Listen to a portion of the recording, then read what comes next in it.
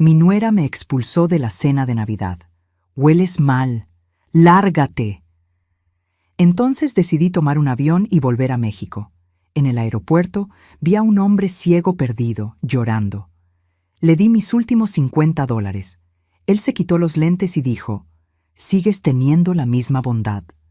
No lo podía creer al reconocer a mi amor de adolescencia. Él sacó un cheque y dijo, «Es nuestro turno de celebrar el amor, pero antes necesito decirte que me alegra tenerte aquí. Sigue mi historia hasta el final y comenta desde qué ciudad me estás viendo. Así podré ver hasta dónde ha llegado mi historia». 69 años viviendo y jamás pensé que la Navidad podría convertirse en el día más doloroso de mi existencia. Me llamo Karime, y esta es la historia de cómo mi propia familia me enseñó que a veces el amor no es suficiente cuando se enfrenta a la crueldad calculada. Esa mañana del 24 de diciembre, desperté con una emoción que hacía años no sentía.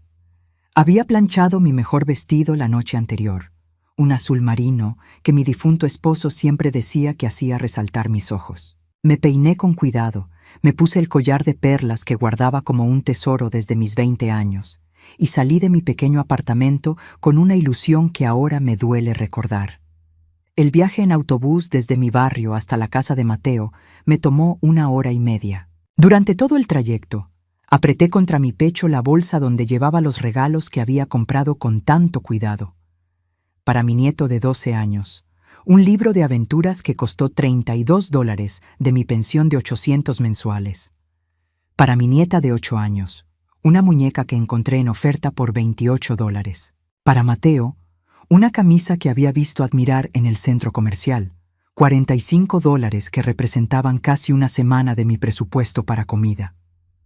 Cuando llegué a su casa, un edificio de 2 pisos en un barrio donde las casas cuestan más de $300,000, respiré profundo antes de tocar el timbre. La puerta se abrió y apareció Arlette, mi nuera de 35 años.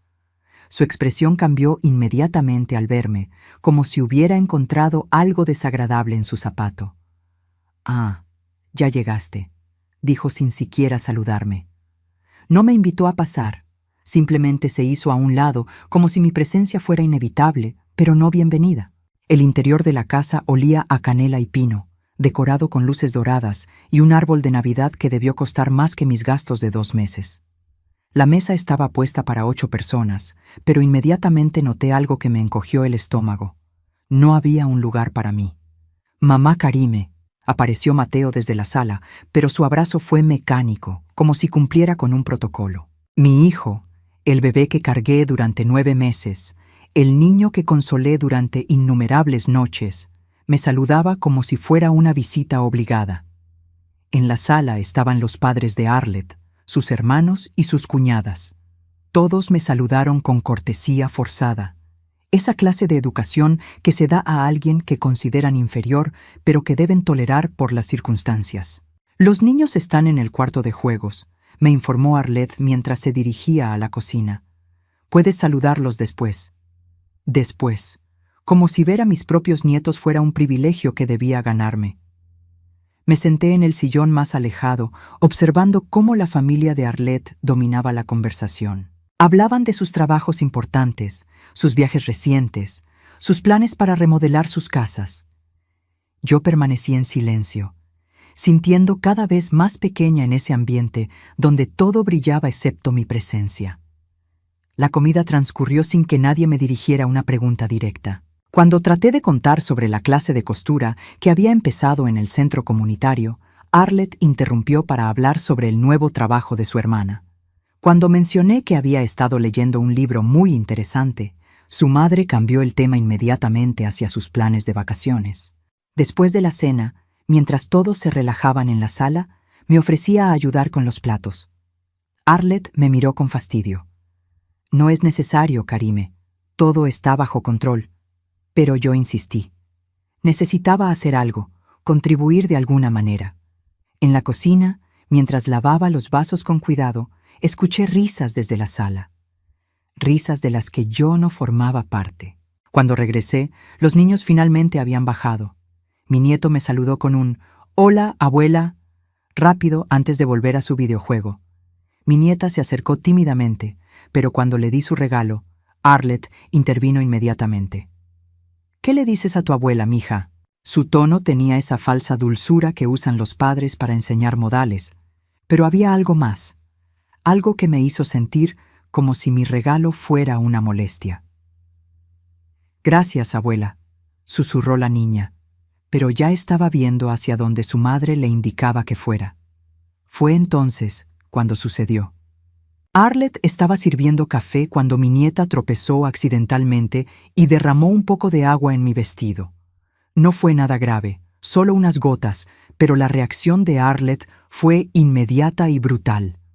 «¡Por Dios!», gritó, como si hubiera ocurrido una catástrofe. «Mira lo que pasó. Este vestido debe tener años, seguramente huele a humedad».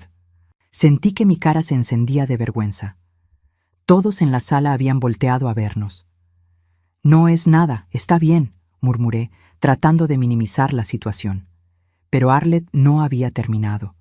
Se acercó a mí con una expresión de disgusto exagerado y lo suficientemente alto para que todos escucharan, dijo: «Hueles mal, lárgate». El silencio que siguió fue ensordecedor. Todas las miradas estaban sobre mí. Sentí que el mundo se detenía, que el aire se volvía espeso. El collar de perlas parecía pesar toneladas en mi cuello, pero lo que más me dolió no fue la crueldad de Arlette. Fue la reacción de Mateo, mi hijo, la persona que se suponía que debía defenderme sin importar nada, la persona por la que había sacrificado tanto durante tantos años. Me miró directamente a los ojos y asintió lentamente, confirmando que estaba de acuerdo con su esposa. En ese momento entendí que había perdido a mi hijo para siempre. No por la muerte, sino por algo peor, por la cobardía y la traición. Me levanté del sillón con toda la dignidad que pude reunir. Mi cuerpo temblaba, pero mi voz salió firme. «Tienes razón, Arlette, ya me voy». Recogí mi bolsa, mi abrigo y caminé hacia la puerta. Nadie me detuvo. Nadie dijo que Arlette había exagerado. Nadie me pidió que me quedara. Mientras esperaba el autobús en la parada, con el frío de Chicago cortándome la cara, tomé una decisión que cambiaría mi vida para siempre. Regresaría a México. No tenía nada más que hacer en este país donde mi propia familia me trataba como un estorbo. Con los $500 que tenía ahorrados, compré un boleto de avión para el día siguiente. Era todo mi dinero, pero ya no importaba. Si iba a estar sola, al menos sería en la tierra donde nací, donde tal vez podría encontrar algo de paz en mis últimos años. Esa noche, en mi apartamento vacío, toqué el collar de perlas mientras lloraba. Era lo último que me quedaba de los tiempos, cuando alguien realmente me había amado. No sabía que al día siguiente, en el lugar más inesperado, el destino me tenía preparada la sorpresa más grande de toda mi vida. El aeropuerto O'Hare a las 6 de la mañana del 25 de diciembre era un lugar extraño, lleno de personas que, como yo, habían decidido escapar de algo. Mientras arrastraba mi pequeña maleta por los pasillos interminables, observaba las caras a mi alrededor. Ejecutivos que perdieron vuelos por reuniones navideñas que se alargaron, familias que viajaban para celebraciones tardías y personas solitarias como yo que simplemente necesitaban estar en otro lugar. Mi vuelo a Guadalajara saldría hasta las 3 de la tarde, así que tenía 9 horas por delante para reflexionar sobre la decisión más impulsiva de mi vida. Me había despertado a las 4 de la madrugada con una sensación de liberación que no experimentaba desde hacía años. Por primera vez en décadas, nadie esperaba nada de mí. Nadie me necesitaba, pero tampoco nadie me rechazaría. El boleto me había costado $450, dejándome con apenas 50 para emergencias. Era irresponsable, lo sabía, pero después de 69 años de ser responsable para otros, sentía que me merecía un acto de rebeldía. Me instalé en la Terminal 3, cerca de la puerta B15, en esos asientos azules de plástico que parecían diseñados para ser incómodos. El olor a café y productos de limpieza industrial se mezclaba con el sonido constante de anuncios y motores de aviones. Era un lugar impersonal, pero extrañamente consolador. Aquí nadie me conocía como la mamá de Mateo o la suegra de Arlette. Era simplemente Karime, una mujer mayor con una maleta pequeña y un futuro incierto. Había estado sentada aproximadamente 2 horas cuando lo vi. Un hombre de mi edad, tal vez unos años menor, estaba parado cerca de los teléfonos públicos. Llevaba lentes oscuros y un bastón blanco en la mano. Pero lo que me llamó la atención no fue su ceguera, sino su desesperación. Se movía en círculos pequeños, como si hubiera perdido algo importante, y podía escuchar sollozos quedos que le nacían desde el pecho. Durante varios minutos, otras personas pasaron junto a él sin detenerse. El mundo moderno parece diseñado para ignorar el dolor ajeno, especialmente cuando ese dolor pertenece a alguien que ya no consideramos productivo o relevante. Yo misma dudé en acercarme. Después de lo ocurrido la noche anterior, mi confianza en la humanidad estaba bastante golpeada. Pero algo en la postura de ese hombre me resultaba familiar. No físicamente, sino emocionalmente. Era la posición de alguien que había perdido más que un objeto material. Era la postura de quien se siente completamente solo en el mundo. Me levanté y caminé hacia él, mis zapatos haciendo eco en el suelo pulido. «Disculpe, señor», dije suavemente. «¿Necesita ayuda?» Se detuvo inmediatamente, volteando la cabeza hacia mi voz. Tenía una barba cana bien cuidada y líneas profundas alrededor de los ojos que hablaban de años de sonreír y también de sufrir. «Perdí mi cartera», me dijo con una voz quebrada que delataba horas de llanto contenido. Tenía el número de teléfono de mi sobrina. Ella iba a recogerme. Ahora no sé cómo contactarla. Su acento era mexicano, como el mío, pero de una región diferente. Había algo en su forma de hablar que me transportó inmediatamente a mi juventud, a los tiempos cuando las voces masculinas podían hacerme sentir protegida en lugar de amenazada.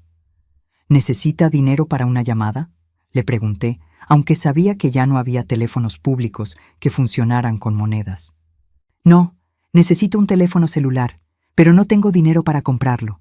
Todo estaba en mi cartera». Sus manos temblaban ligeramente mientras hablaba. «Mi sobrina debe estar preocupada. Se suponía que debía haberle llamado hace 3 horas». Sin dudarlo ni un segundo, saqué los $50 de mi bolso. Era literalmente todo el dinero que me quedaba en el mundo. Pero viendo a este hombre en su desesperación, no pude guardármelo. «Tome», le dije, poniéndole los billetes en la mano. «Puede comprar uno de esos teléfonos prepagados en la tienda de allá». Sus dedos se cerraron alrededor del dinero y luego alrededor de mi mano. Su tacto era suave pero firme, como el de alguien que había trabajado con las manos, pero también había sabido ser gentil. «¿Por qué hace esto por un extraño?», me preguntó, y en su voz había algo más que gratitud. Había asombro genuino, como si fuera la primera vez en mucho tiempo que alguien le mostraba bondad desinteresada. «Porque conozco lo que se siente estar perdido», respondí sin pensarlo mucho. Era la verdad más honesta que había pronunciado en años. Él asintió lentamente, como si entendiera exactamente lo que yo quería decir. «Siempre fuiste diferente», murmuró, casi para sí mismo, pero lo suficientemente alto para que yo lo escuchara. Esa frase me hizo detenerme. Había algo extrañamente familiar en esas palabras, en la forma en que las dijo. Pero antes de que pudiera procesarlo completamente, él siguió hablando. «¿Cómo puedo agradecerle? ¿Cuál es su nombre?» «Karime», dije, y al pronunciar mi propio nombre, sentí como si fuera la primera vez en años que alguien realmente quería saberlo. «Karim», repitió lentamente, como si estuviera saboreando cada sílaba. «Es un nombre hermoso. Significa generosa, ¿verdad?»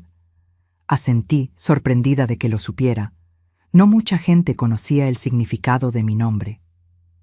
Mi madre me lo puso porque nací en invierno, y ella decía que los bebés de invierno necesitaban nombres cálidos para compensar el frío del mundo. Por primera vez en toda la conversación, él sonrió. Era una sonrisa que transformaba completamente su rostro, haciéndolo ver años más joven. Su madre tenía razón. El mundo puede ser muy frío, pero usted acaba de demostrarme que todavía hay gente que lleva calor dentro. Se dirigió hacia la tienda de electrónicos con paso más seguro, usando el bastón con la confianza de alguien que había aprendido a navegar el mundo sin vista. Yo regresé a mi asiento, Pero algo había cambiado. Por primera vez en 24 horas, había hecho algo que me hizo sentir bien conmigo misma. Aproximadamente 30 minutos después, lo vi regresar. Caminó directamente hacia donde yo estaba sentada, como si hubiera memorizado exactamente mi ubicación. Pude contactar a mi sobrina, me dijo. Viene en camino, pero antes de que llegue quería agradecerle apropiadamente. Se sentó en la silla junto a mí y por primera vez noté algo que me había pasado desapercibido. Tenía una pequeña cicatriz en la frente, casi imperceptible, pero que se hacía visible cuando la luz le daba de cierta manera. No es necesario agradecerme nada, le dije. Solo espero que encuentre a su familia. ¿Ya la encontré?, dijo de una manera extraña, como si hubiera un significado oculto en sus palabras. Luego, lentamente, se quitó los lentes oscuros. El hombre levantó la cabeza y por primera vez Karime vio sus ojos. Su corazón se detuvo. Los ojos que había amado con la intensidad de mis 20 años estaban frente a mí. Ojos que había llorado durante noches enteras, que había buscado en rostros de extraños durante décadas, que creía perdidos para siempre en un accidente que nunca sucedió. Esteban, mi Esteban. El hombre que se suponía había muerto hace 48 años estaba sentado junto a mí en el aeropuerto O'Hare, ciego pero vivo, real, respirando. Mi cuerpo entero comenzó a temblar de una manera que no podía controlar. El collar de perlas se sentía como si me estuviera estrangulando. El mundo alrededor desapareció. Los anuncios del aeropuerto, el ruido de los motores, las conversaciones de otros pasajeros. Solo existían esos ojos cafés que una vez conocían cada uno de mis secretos. Dios mío, susurré, y mi voz sonó como si viniera desde muy lejos. Esteban. Él sonrió con una mezcla de tristeza y alivio que me partió el corazón en pedazos. Hola, Karime. Sigues teniendo la misma bondad. Las lágrimas comenzaron a brotar sin que pudiera detenerlas. 48 años de dolor, de luto, de preguntas sin respuesta, se derramaron de mí en ese momento. Había cargado su muerte como una herida abierta toda mi vida. Había visitado su tumba que resultó ser falsa. Había amado a otro hombre, pero nunca pude entregarle completo mi corazón porque una parte siempre había pertenecido al fantasma de Esteban. Te creí muerto, logré decir entre sollozos. Fui a tu funeral, vi cómo enterraron tu ataúd. Esteban extendió su mano hacia mi rostro, moviéndola lentamente hasta encontrar mi mejilla. Sus dedos estaban fríos, pero su toque era exactamente como lo recordaba. Gentil, protector, lleno de amor. Lo sé, murmuró, y no tienes idea de cuánto me duele saber que sufriste por mi culpa. ¿Por tu culpa? Mi voz se quebró. Tú no causaste el accidente, Esteban. Fue horrible, pero no fue tu culpa. Él bajó la cabeza y por primera vez noté que sus manos temblaban también. Estaba manipulando nerviosamente una billetera de cuero gastado, abriéndola y cerrándola como si contuviera algo importante pero difícil de compartir. Karime, nunca hubo un accidente. Sus palabras cayeron entre nosotros como piedras en agua profunda. No las entendí inmediatamente. Era como si hubiera hablado en un idioma extranjero. ¿Qué quieres decir? Esteban respiró profundamente, como si se preparara para confesar el pecado más grande de su vida. El 23 de noviembre de 1975, el día que se suponía que iba a morir en ese accidente, yo estaba escondido en casa de mi tío en Tijuana. El mundo se inclinó. Literalmente sentí como si el suelo del aeropuerto se hubiera movido debajo de mí. Eso es imposible. Vi el informe policial. Vi tu cuerpo en el hospital. Viste el cuerpo de otro hombre, alguien que había muerto en un accidente real, pero que no tenía familia que lo reclamara. Su voz era apenas un susurro, llena de vergüenza. Mi familia lo organizó todo. No podía respirar.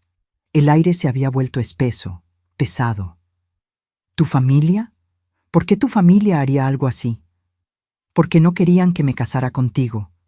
La brutalidad de esa revelación me golpeó como una bofetada física. Durante todos estos años, Había idealizado el amor que Esteban y yo habíamos compartido. Lo recordaba como algo puro, perfecto, trágicamente interrumpido por el destino.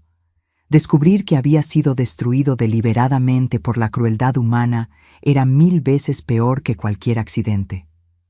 No entiendo, murmuré, aunque una parte horrible de mí sí entendía.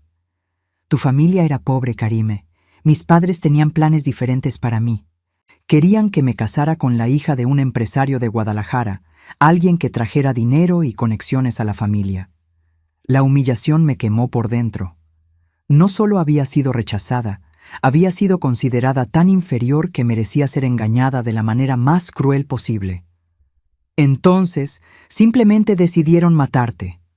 Decidieron matarme para ti, sí. Me dijeron que si no cooperaba, te harían daño a ti también.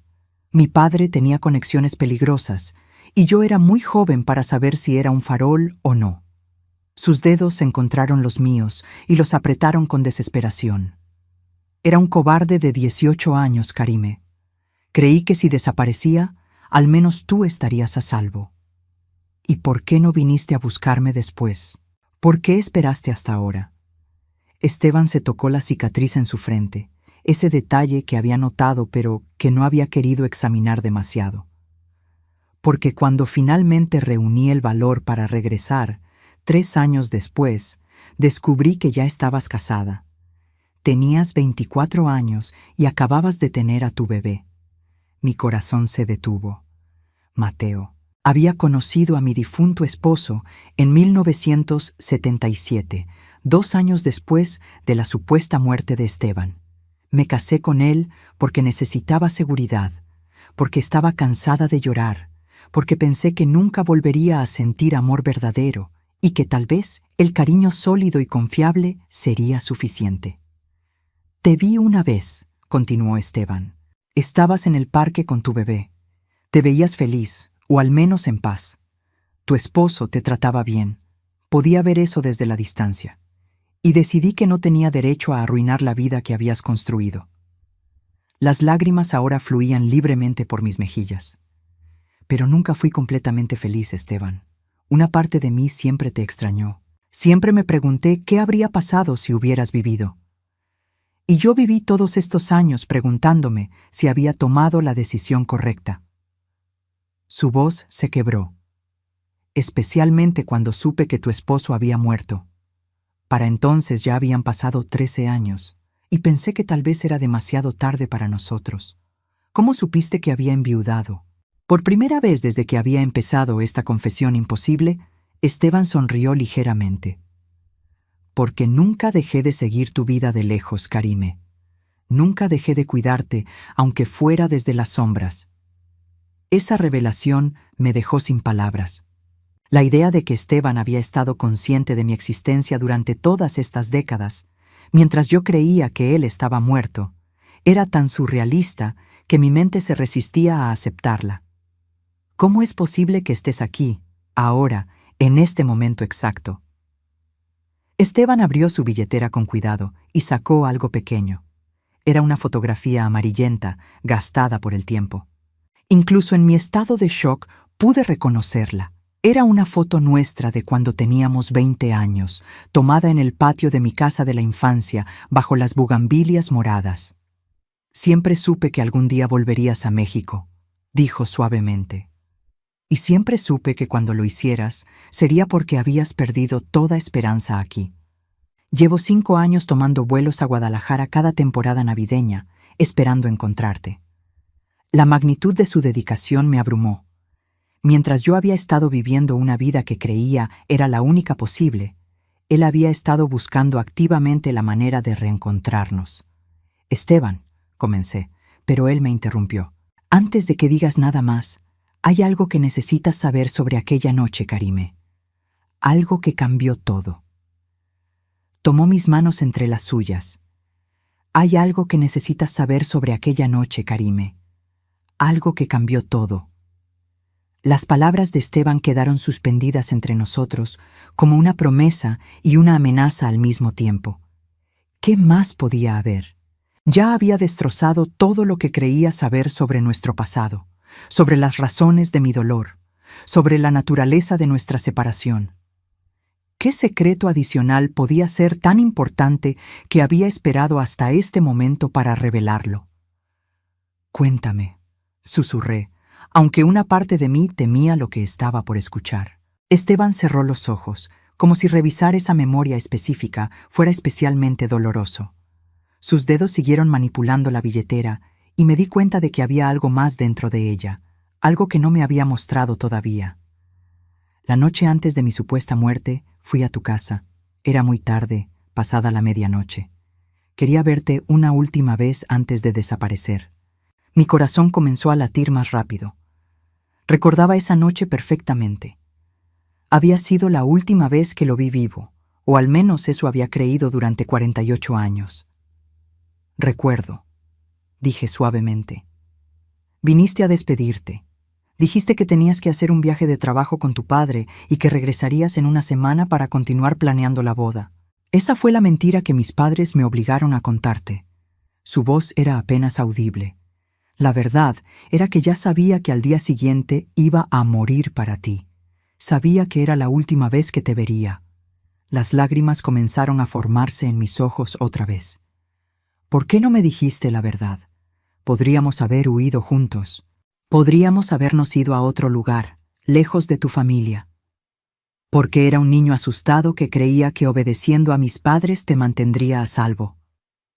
Esteban abrió los ojos y, aunque no podía verme, dirigió su mirada hacia donde sabía que yo estaba. Pero esa noche, cuando nos despedimos, hice algo que mis padres no sabían.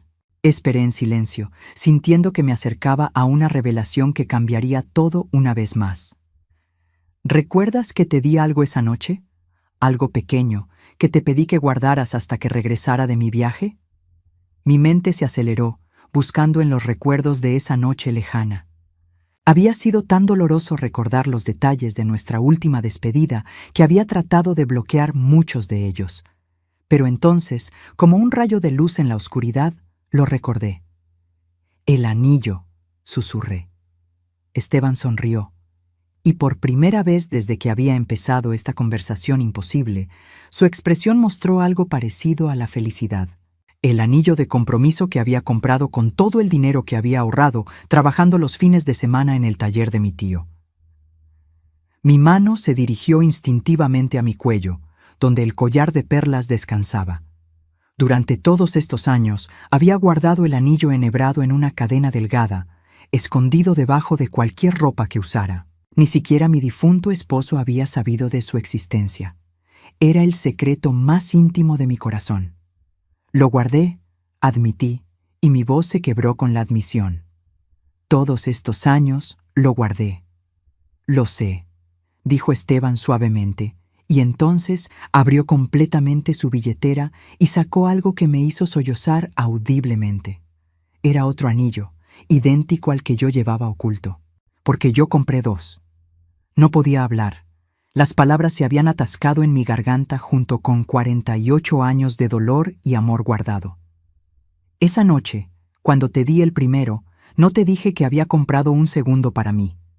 Pensé que si íbamos a estar separados, al menos podríamos llevar el mismo símbolo de nuestro amor.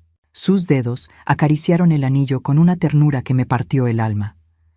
He llevado este anillo todos los días desde 1975. Esteban, murmuré su nombre como una oración, como una súplica. Pero hay algo más que necesitas saber sobre esa noche. Su expresión se volvió seria nuevamente, algo que cambió la manera en que viví el resto de mi vida. ¿Qué cosa? Cuando nos despedimos, tú me dijiste algo que grabé tan profundamente en mi corazón que se convirtió en la razón por la que nunca me rendí, por la que nunca dejé de buscarte. Cerré los ojos, tratando de recordar. Esa noche había sido tan emotiva, tan llena de promesas y planes para el futuro. Me dijiste, continuó Esteban, no importa cuánto tiempo pase, no importa qué obstáculos encontremos, siempre encontraré la manera de regresar a ti. El amor verdadero siempre encuentra un camino de regreso a casa. Las palabras me golpearon como una onda expansiva. Las recordaba perfectamente. Las había dicho con toda la convicción de mis 20 años, con toda la fe de una mujer enamorada que creía que el amor podía conquistar cualquier cosa. «Y tú me prometiste lo mismo», susurré. «Y tú me prometiste lo mismo», confirmó él. «Pero aquí está lo que tú no sabías. Después de esa noche, después de fingir mi muerte, después de verte casada con otro hombre, esas palabras se convirtieron en la única razón por la que seguí viviendo. Esteban, perdí la vista hace 5 años en un accidente de trabajo. Los doctores dijeron que era irreversible. Su mano encontró la mía y la apretó firmemente. Pero en lugar de desesperarme, lo vi como una señal. Como si el universo me estuviera diciendo que había llegado el momento de dejar de observarte desde lejos y finalmente acercarme. ¿Cómo sabías que estaría aquí hoy? Por primera vez en toda nuestra conversación, Esteban se rió suavemente y el sonido me transportó inmediatamente a nuestros días de juventud, cuando su risa era mi sonido favorito en el mundo. Porque te conozco, Karime. Te conozco mejor que nadie en este mundo.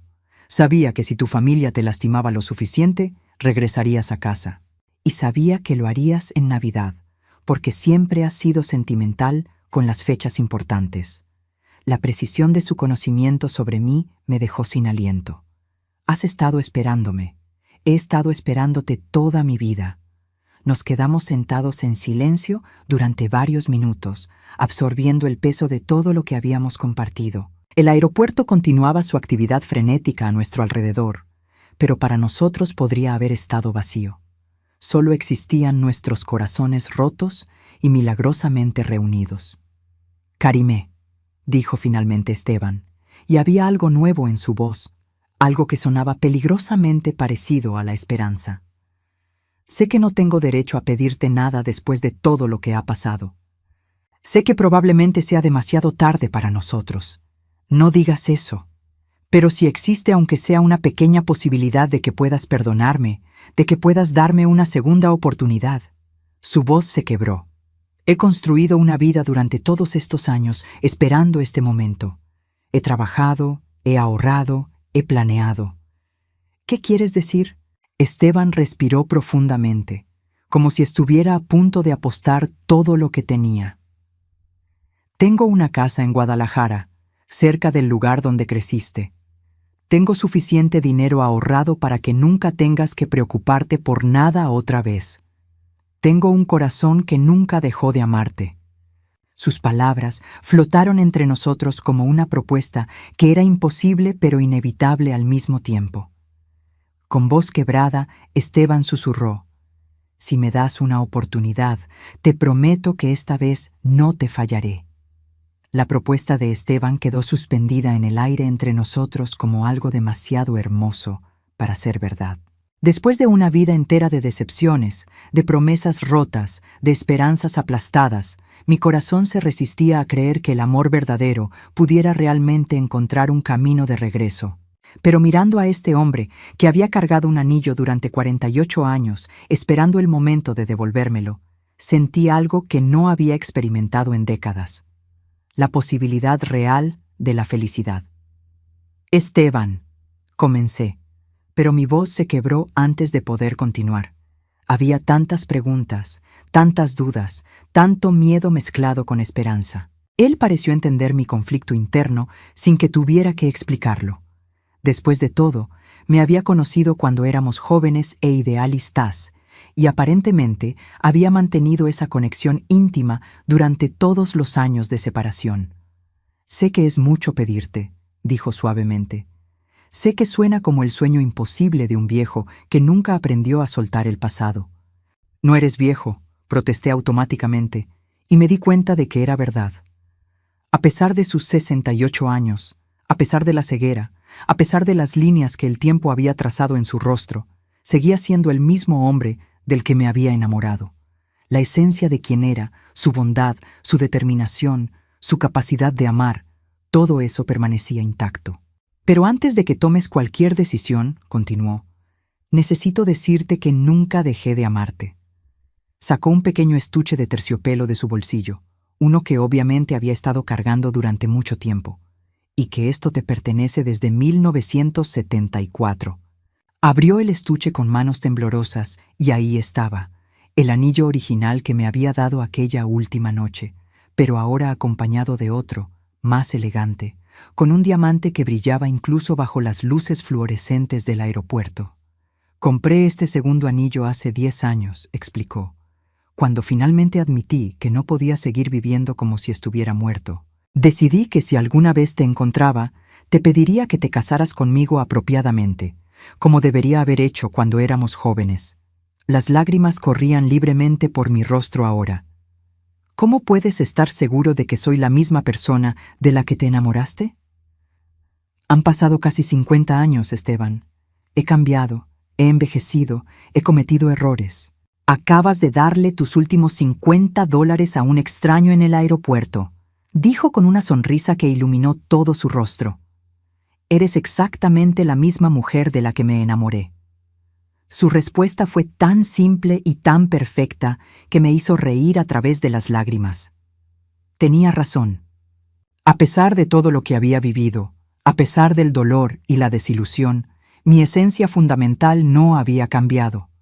Seguía siendo la misma persona que creía en la bondad, que ayudaba sin esperar nada a cambio, que amaba con todo el corazón.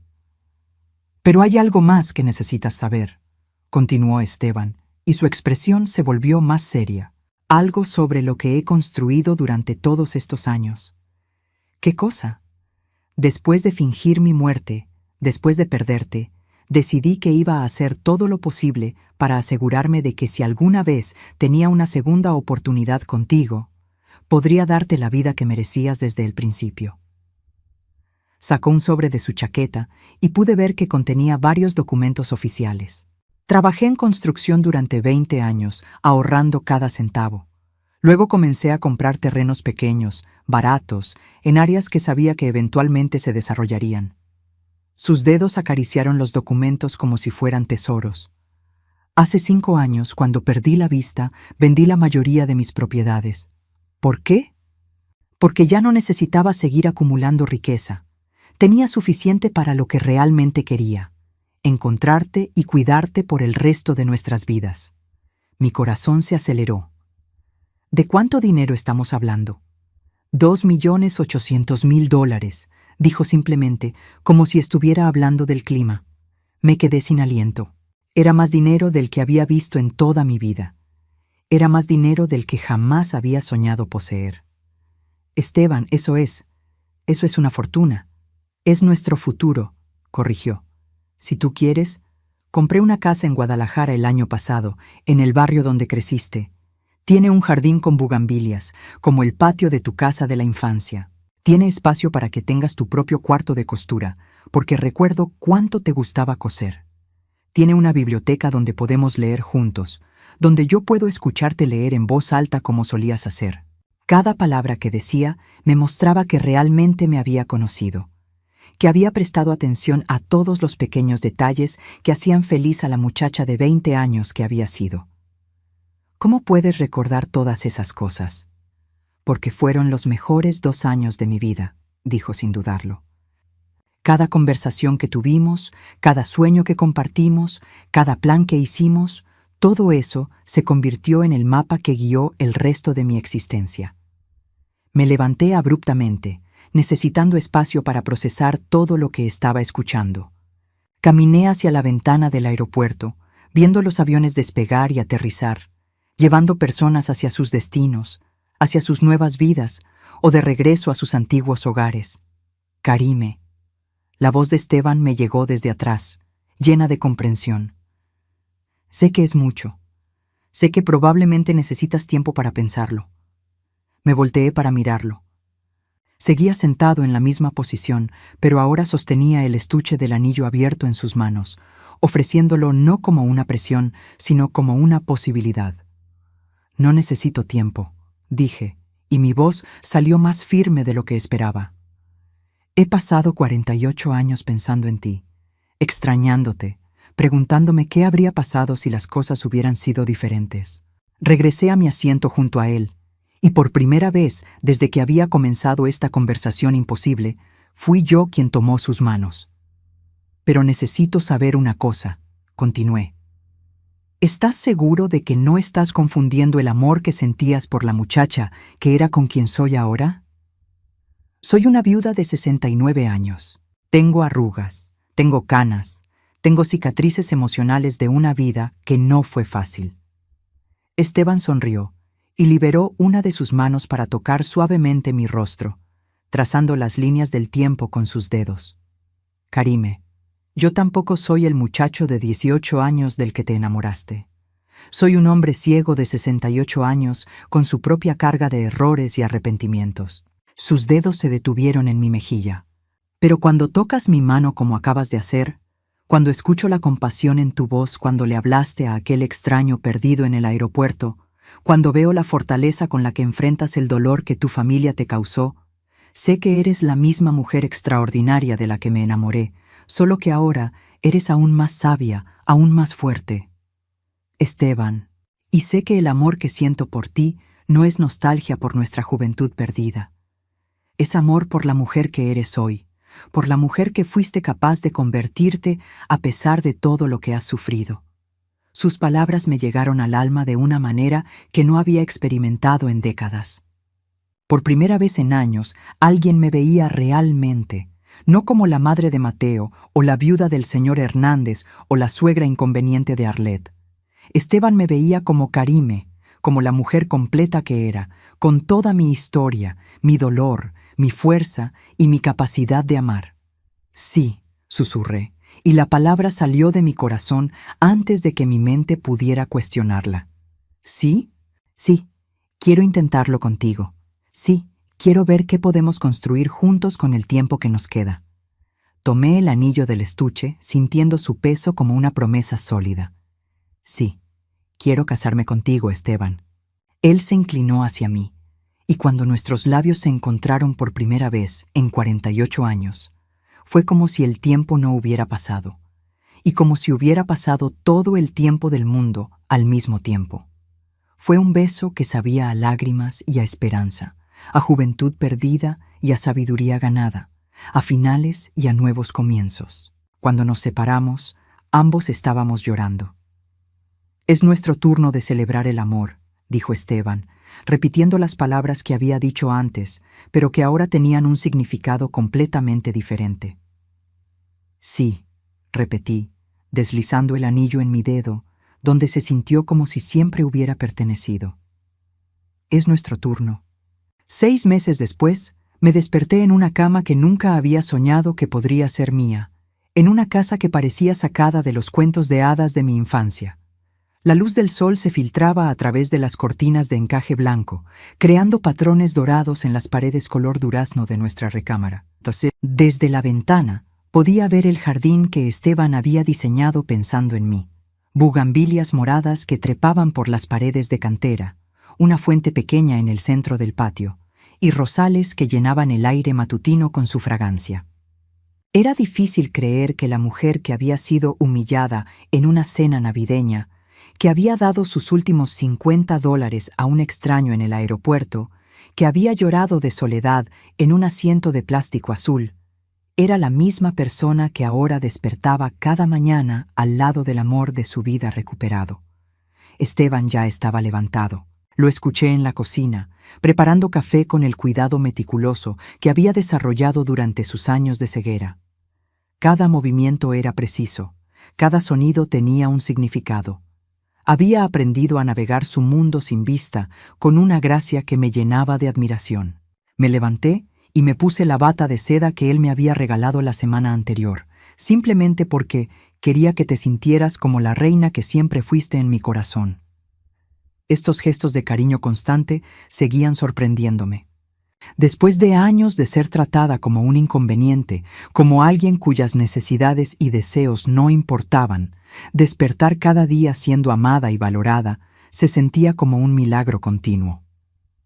«Buenos días, mi amor», me saludó cuando entré a la cocina, y aunque no podía verme, siempre sabía exactamente cuándo llegaba. Había memorizado el sonido de mis pasos, el ritmo de mi respiración, todos los pequeños detalles que lo conectaban conmigo. «Buenos días», respondí, besando su mejilla antes de sentarme en la mesa redonda de madera que había elegido porque es perfecta para conversaciones íntimas. Todo en esta casa había sido seleccionado pensando en crear un hogar donde pudiéramos ser felices juntos. Mientras desayunábamos, mi teléfono sonó. Era un número que reconocí inmediatamente, aunque había estado en silencio durante meses. Mateo. Mi hijo había comenzado a llamar regularmente 3 semanas después de que me fui, cuando aparentemente se dio cuenta de que su madre no iba a regresar suplicando perdón. ¿Vas a contestar?, preguntó Esteban suavemente. Nunca me presionaba sobre mis decisiones respecto a mi familia. Entendía el dolor que me habían causado y respetaba cualquier elección que hiciera al respecto. Miré el teléfono, considerando. Los primeros mensajes de Mateo habían sido defensivos, luego preocupados, finalmente desesperados. Arlette había comenzado a mostrar su verdadera personalidad una vez que ya no tenía a mí como chivo expiatorio para su frustración. Sin mi presencia para absorber su crueldad, había comenzado a dirigirla hacia Mateo y los niños. «Hola, Mateo», contesté finalmente. «Mamá», su voz sonó inmediatamente aliviada. «Gracias por contestar. Necesito hablar contigo». «¿De qué?» «De todo. De lo que pasó en Navidad, de cómo te tratamos, de...» Su voz se quebró ligeramente. «Mamá, Arlette y yo nos estamos divorciando». La noticia no me sorprendió. Una mujer que es cruel con una suegra indefensa eventualmente mostrará esa misma crueldad hacia otros miembros de la familia. ¿Y los niños? Los niños están bien. De hecho, están mejor. Sin toda la tensión constante. Sin el ambiente tóxico que Arlette había creado. Hizo una pausa. «Mamá, me di cuenta de que tenías razón sobre ella. Siempre tuviste razón, y yo fui un cobarde por no defenderte. Era la disculpa que había esperado durante años, pero que ya no necesitaba. El dolor que Mateo y Arlette me habían causado había sido el catalizador que me llevó al aeropuerto ese día, que me llevó de vuelta a Esteban. En una manera extraña, le debía mi felicidad actual a su crueldad. «Aprecio que me digas eso», respondí calmadamente. ¿Puedes venir a visitarnos? Los niños te extrañan mucho. Yo te extraño mucho». Su voz estaba llena de una vulnerabilidad que no había escuchado desde que era pequeño. Miré a Esteban, que estaba sentado en silencio, dándome espacio para manejar la conversación como necesitara. Sus manos descansaban tranquilamente en su taza de café, pero pude notar la ligera tensión en sus hombros. No era celos o posesividad, sino preocupación genuina por mi bienestar emocional. «Mateo, me he casado», dije simplemente. El silencio del otro lado del teléfono fue prolongado. «¿Te casaste?» «Sí, con un hombre maravilloso que me ama y me respeta. Estamos viviendo en México». «¿México? Pero mamá, tu vida está aquí. Nosotros estamos aquí». Por primera vez en la conversación sentí un destello de mi antigua frustración. «Mi vida está donde soy feliz, Mateo. Y soy más feliz de lo que he sido en décadas. Pero los nietos tienen un padre que necesita aprender a ser responsable de su propia felicidad y la de sus hijos, sin depender de que su madre arregle todos los problemas». Esteban sonrió ligeramente y supe que aprobaba mi firmeza. «Mamá, por favor, sé que cometí errores terribles, pero somos familia. La familia se basa en el respeto mutuo y el amor, Mateo. No solo en la sangre». Mi voz se mantuvo tranquila pero firme. «Durante años les di todo mi amor, mi tiempo, mi dinero, mi energía. Lo único que pedía a cambio era ser tratada con dignidad básica. Lo sé y lo siento mucho. Tu disculpa es importante para mí», continué, «pero no significa que deba regresar a una situación donde no fui valorada». «¿Entonces nunca vas a regresar?» «Tal vez algún día vaya a visitarte, pero será como invitada, no como la empleada doméstica no remunerada que esperan que sea». Tomé la mano libre de Esteban, sintiendo su apoyo silencioso. «Tengo una nueva vida ahora, Mateo. Una vida donde soy amada, respetada y apreciada todos los días». ¿Es feliz, mamá? ¿Realmente feliz? La pregunta me sorprendió por su sinceridad. más feliz de lo que jamás pensé que podría volver a ser. Después de colgar, Esteban se acercó y me abrazó desde atrás, sus brazos rodeando mi cintura mientras yo seguía sentada en la mesa. «¿Cómo te sientes?», preguntó. «En paz», respondí, y me di cuenta de que era completamente cierto. Por primera vez en años, completamente en paz. «¿Extrañas algo de tu vida anterior?». Consideré la pregunta honestamente. Extraño a los niños, pero no extraño el dolor constante de no sentirme valorada. No extraño caminar en cáscaras de huevo, tratando de no molestar a Arlette. No extraño sentirme como un estorbo en la vida de mi propio hijo. «Los niños van a crecer», dijo Esteban suavemente. «Algún día van a entender lo que pasó y tal vez busquen una relación contigo por su propia cuenta. Y si lo hacen, estaré aquí. Pero no voy a vivir mi vida esperando ese día». Esa tarde, mientras Esteban leía en braille en su sillón favorito, yo trabajaba en mi nueva máquina de coser, creando un vestido para la boda de la hija de nuestra vecina. Había comenzado a tomar encargos de costura otra vez, no porque necesitara el dinero, sino porque me daba alegría crear cosas hermosas para personas que apreciaban mi trabajo. La tarde del sol entraba por las ventanas abiertas, llevando consigo el sonido de los pájaros en el jardín y el aroma de las flores que cuidábamos juntos. Esta era la vida que había soñado cuando era joven, tranquila, llena de amor, significativa. Cuando terminé de trabajar, me acerqué a Esteban y me senté en el suelo junto a su silla, recargando mi cabeza en su rodilla, como solía hacer cuando éramos novios. «¿En qué piensas?», le pregunté. «En lo agradecido que estoy», respondió, acariciando mi cabello. «En que a veces las cosas más hermosas nacen del dolor más profundo. ¿Crees que habríamos sido tan felices si nos hubiéramos casado cuando éramos jóvenes?». Esteban consideró la pregunta. «Habríamos sido felices de una manera diferente, pero no habríamos apreciado esta felicidad de la manera que la apreciamos ahora. No habríamos entendido lo preciosa que es la paz después de la tormenta». Esa noche, mientras nos preparábamos para dormir, miré mi reflejo en el espejo del tocador. Era la misma mujer que había sido humillada 6 meses atrás, pero al mismo tiempo era completamente diferente. Mis ojos tenían una luz que había estado ausente durante años. Mi postura era más recta, más confiada. Era una mujer que sabía que era amada, y esa certeza había transformado todo en mí. ¿Sabes qué es lo más hermoso de todo esto?, le dije a Esteban mientras nos acostábamos. «¿Qué cosa?».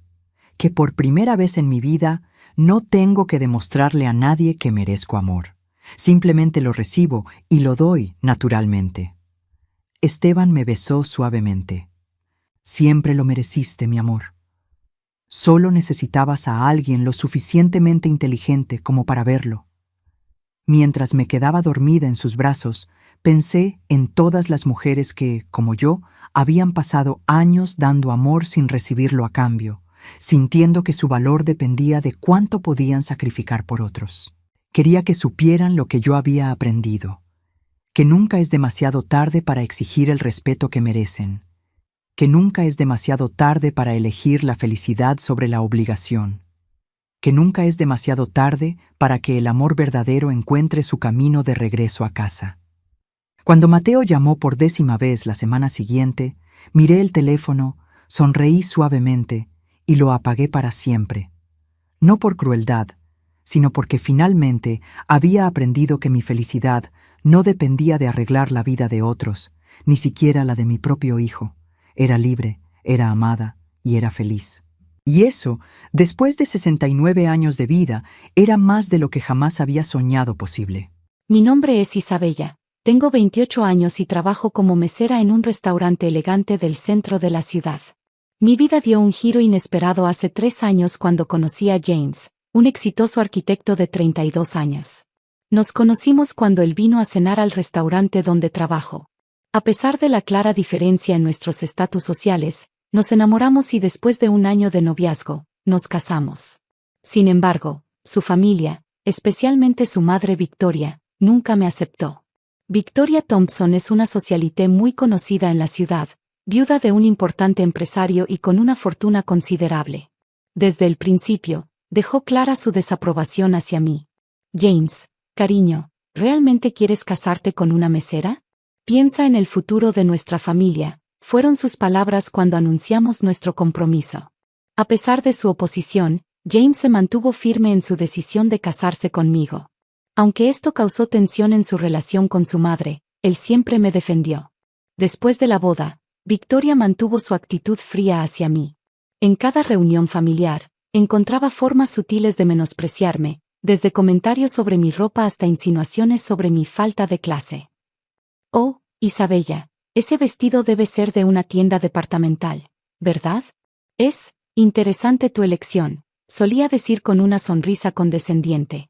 A pesar de sus comentarios hirientes, seguí trabajando como mesera.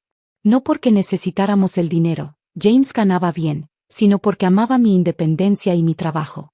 Mis compañeros se habían convertido en mi segunda familia, y disfrutaba genuinamente servir a las personas. Este año, Victoria insistió en organizar la cena de Navidad en su mansión. James me advirtió que su madre planeaba algo especial, pero no me dio más detalles.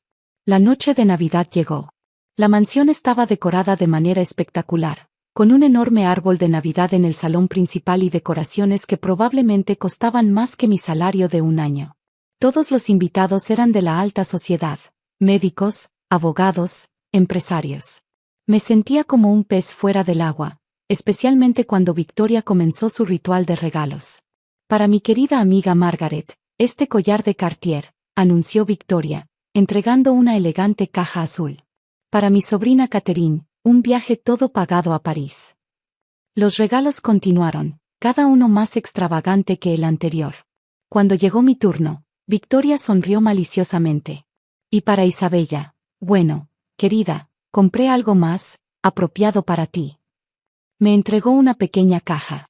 Dentro había un delantal de cocina con la frase "la mejor mesera". El silencio invadió la sala. Algunas personas rieron discretamente, otras miraron hacia otro lado incómodas. Pensé que sería perfecto para ti, querida. Después de todo, debemos mantener presente nuestros orígenes, dijo Victoria con una sonrisa cruel. Sentí las lágrimas formándose en mis ojos, pero me negué a darle la satisfacción de verme llorar. James, que había estado inusualmente callado toda la noche, se levantó de repente. Mamá, ya que estamos intercambiando regalos, tengo un anuncio que hacer. Victoria sonrió, probablemente esperando algún anuncio que la complaciera. Isabella, amor mío, sé que has estado soportando mucho, comenzó James, tomando mi mano. Es hora de que todos sepan la verdad. James sacó un sobre de su chaqueta mientras toda la sala permanecía en silencio. Hace 6 meses, continuó, Isabella me dio el mejor consejo de mi vida. Me dijo que debería seguir mis sueños en lugar de vivir bajo la sombra de papá. Victoria se puso rígida al escuchar la mención de su difunto esposo. ¿De qué estás hablando, James? ¿Qué tiene que ver esta mesera con los negocios familiares? James sonrió, apretando mi mano con más fuerza. Gracias a Isabella, decidí vender mis acciones en la empresa familiar y usar ese capital para iniciar mi propio estudio de arquitectura. En solo 6 meses, hemos conseguido contratos con 3 de las mayores desarrolladoras inmobiliarias del país. Sacó varios documentos del sobre y los extendió sobre la mesa. Estos son los contratos. Proyectos por valor de más de $50 millones. Y todo gracias al apoyo de mi esposa, esa simple mesera, que según tú, mamá, no merece estar en esta familia. El rostro de Victoria se puso pálido mientras revisaba los documentos. Pero, ¿cómo es posible? ¿Vendiste tus acciones? ¿Las acciones que tu padre te dejó? Sí, mamá. Y fue la mejor decisión que he tomado. ¿Sabes por qué? Porque por primera vez en mi vida, estoy construyendo algo por mí mismo, no viviendo de la herencia de papá. Victoria se levantó bruscamente, su rostro enrojecido de ira. Esto es tu culpa, me señaló. Has manipulado a mi hijo para alejarlo de su familia. Antes de que pudiera responder, James intervino. No, mamá. Isabella nunca me pidió que vendiera las acciones. De hecho, cuando le conté mi plan, me advirtió que lo pensara bien. Fue mi decisión. Mentira, gritó Victoria. James, ¿no lo ves? Esta mujer te está utilizando. Primero te hace vender las acciones familiares. ¿Y luego qué? Te pedirá que vendas la casa también. Me levanté, incapaz de contenerme más. Señora Thompson, he soportado sus insultos durante 3 años. He aguantado sus comentarios despectivos, sus miradas de desprecio y sus intentos de humillarme. ¿Sabe por qué? Porque amo a su hijo. No su dinero, no su posición social, sino a él. La sala quedó en silencio. Incluso los invitados que antes habían reído con el regalo del delantal ahora parecían incómodos. Y para su información, continué, sigo trabajando como mesera no porque necesite el dinero, sino porque me enorgullece mi trabajo. Algo que usted claramente no entiende. Victoria se volvió hacia los invitados, buscando apoyo. ¿Están escuchando esto? Esta mujer ha corrompido a mi hijo. Pero para su sorpresa, Margaret, su mejor amiga y recipiente del collar de Cartier, se puso de pie. Victoria, creo que es hora de que abras los ojos. Tu hijo ha logrado algo extraordinario por sí mismo, y en lugar de estar orgullosa, estás actuando como una niña malcriada. Catherine, la sobrina, también intervino. Tía Victoria, he estado en el restaurante donde trabaja Isabella. Es uno de los mejores de la ciudad, y ella es conocida por su excelente servicio.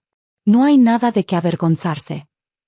Victoria miró a su alrededor, dándose cuenta de que estaba perdiendo el apoyo de sus amigos más cercanos. James se acercó a su madre. Mamá, tengo otro anuncio que hacer. Sacó un segundo sobre de su chaqueta. Isabella está embarazada. Vas a ser abuela. El anuncio del embarazo cayó como una bomba en la sala. Victoria se tambaleó y tuvo que sentarse. Embarazada, susurró, su voz apenas audible. Voy a ser abuela. Sí, mamá, respondió James. Tienes 2 opciones ahora. Puedes seguir con tu comportamiento y perder la oportunidad de ser parte de la vida de tu nieto, o puedes recapacitar y formar parte de nuestra familia. Victoria permaneció en silencio por lo que pareció una eternidad. Finalmente, lágrimas comenzaron a rodar por sus mejillas. Yo no sé qué decir, murmuró. Me acerqué a ella, tomando una decisión que sorprendió a todos, incluida a mí misma. Señora Thompson. Victoria, dije suavemente. Sé que no soy la nuera que soñó tener. No vengo de una familia adinerada, no tengo conexiones importantes, y sí, trabajo como mesera. Pero amo a su hijo con todo mi corazón, y este bebé que viene en camino es tanto su nieto como mi hijo. Si está dispuesta a intentarlo, me gustaría que empezáramos de nuevo. Victoria levantó la mirada, sus ojos encontrándose con los míos.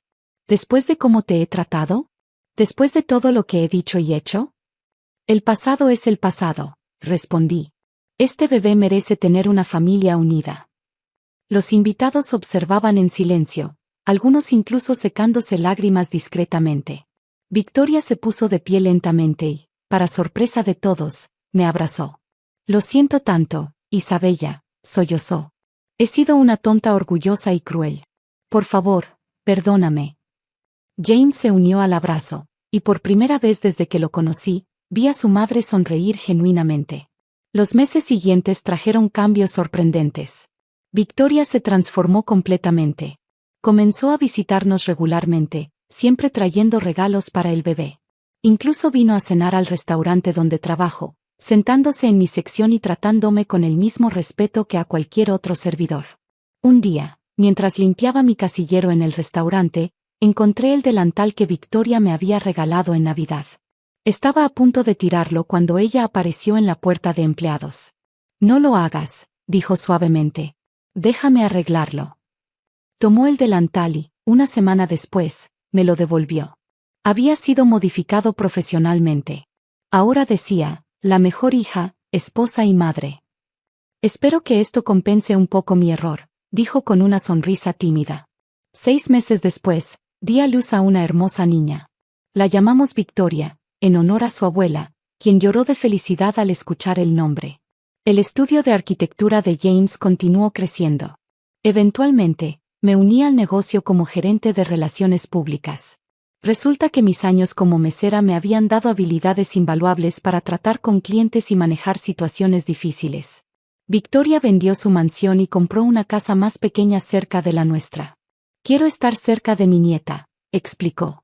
Las grandes mansiones son para personas solitarias que necesitan llenar espacios vacíos con cosas materiales.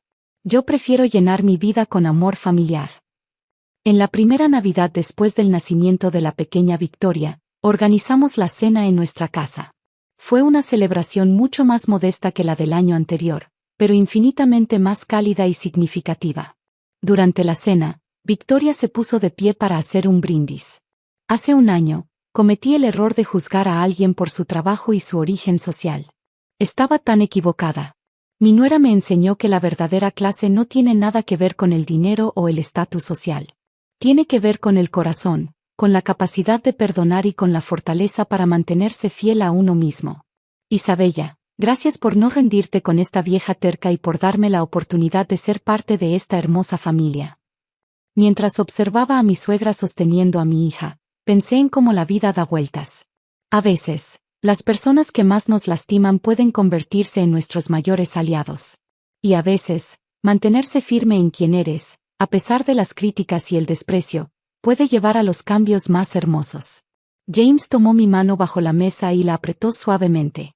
No necesitábamos palabras para comunicarnos. Ambos sabíamos que habíamos ganado algo mucho más valioso que cualquier fortuna material, una familia verdaderamente unida. El delantal modificado ahora cuelga enmarcado en nuestra sala de estar, como un recordatorio de que el amor y el perdón pueden transformar incluso los gestos más crueles en símbolos de unión familiar. Y sí, todavía trabajo medio tiempo como mesera en el restaurante. No porque lo necesite, sino porque me recuerda de dónde vengo y lo lejos que he llegado. Cada vez que alguien me mira con desprecio por mi trabajo, simplemente sonrío, pensando en cómo una simple mesera logró transformar no solo su propia vida, sino también el corazón de una suegra millonaria. Como dice el viejo refrán, el dinero no puede comprar la clase verdadera.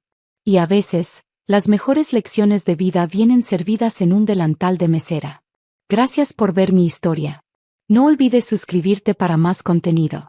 Nos vemos en el próximo video.